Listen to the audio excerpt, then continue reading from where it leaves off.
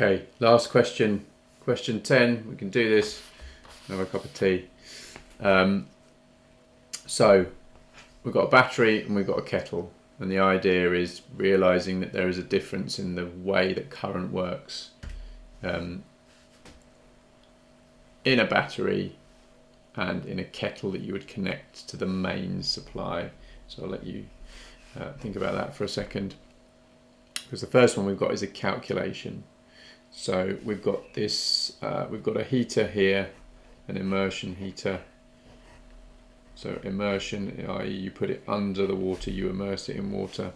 We've done one of those for a core practical. So we've got an immersion heater, and the current in the immersion heater is 14 amps, and the power supplied is 130 watts from our battery.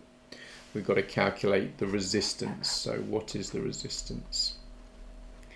And this is 10A1. And it is a 3 marker, and it is our question where we are asked to give our answer to 2 significant figures. So there is a mark for this. Now, first thing is I've been trying to do that all the way through the paper. So hopefully what you've picked up is that if you just do that all the time, use the correct number of significant figures all the time, then you should be fine. But even if not, if you'd rather just make sure you do it on this question. Now, a tip here, whatever number you put, if you put it to 2 significant figures, you generally get the marks. So it's generally a separate mark for writing your answer to 2 significant figures. So if for some reason your mind went completely blank, you didn't know what equation to use, you could just write an answer that's 2 significant figures and you'd get the mark. But of course what we want to do is get the answer as well. So power is equal to current squared times resistance. Let's rearrange to make resistance the item that we're interested in.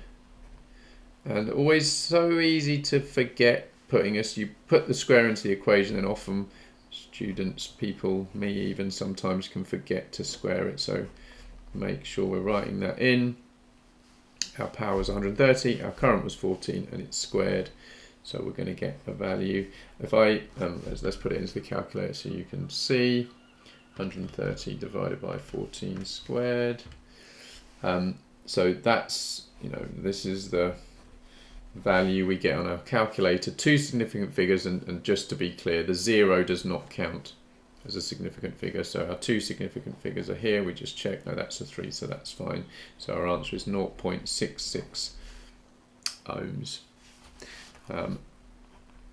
Part 2, the current in the heating element of the kettle. So now we're over to the kettle, and the current here is equal to 8.3 amps. So it was 14 amps in the battery, 8.3 amps in the kettle, and we need to give 2 differences between the movement of charge in the heating element of the kettle and the movement of charge in the immersion heater. Well, firstly, the size of the current is different, therefore that is different. How do we say that? Current is about the movement of charge, and that's what the question's asking us. So what's the difference in the movement of charge? Now, you will have to say, and this comes up in quite a lot of questions where something has a time factor. So current is charge per time, and so we're going to have to say the rate. It's really important that you say rate. The rate of flow of charge is obviously greater in the battery because it's 14 amps, is greater in the battery.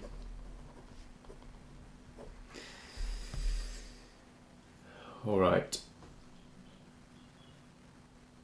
in the battery than the kettle, just to be sure. Let's be thorough. We're asked to compare something, so let's make sure we state both things. Okay, or say what's difference. Okay, difference 2. Now the other thing we should know is that a battery is going to be direct current and the mains is going to be alternating current, and therefore that means the direction the charge flows will change in the kettle stay the same in the battery. Okay, and final question of this paper. It's a 6 marker. Now I could really probably do kind of a video all about this. We've got a 3-pin plug. This is going to be a terrible diagram. There we go. We'll have to put up with that for the moment, I'm afraid. Apologies, people. Wow. Okay, there we go. We have an earth pin. And then we're looking inside the plug. I'm not going to draw all of it, but there's our cable. And there is a fuse inside the plug. So I could do a whole video on earthing and go into that in detail. I'm just going to give you what you could do for your answer for this. The question is, if a fault occurs causing the live wire to touch the metal case, how do these safety features prevent, or how do these safety features work? What do they do? Okay, so what the point of a fuse is, the fuse is actually just a little thin wire. So it forms part of the circuit. Now, hopefully, you know, if you put a lot of current through a wire, the resistance will go up, it will get hot. So if the wire is very thin, it will get hot and it will burn through. So fuse is made of thin wire. If the current is too high, the fuse heats up and breaks, disconnecting the kettle from the mains. So basically, without the fuse, maybe there's now a big current going into the casing, you touch, you get an electric shock. What happens here is the fuse melts through, that breaks the circuit, it goes off, we don't have a big current going through the kettle anymore. What about the earth pin? So the earth wire, so the kettle has the metal case, the earth wire keeps the kettle at the same potential. So the earth wire will basically connect the kettle and the casing to earth.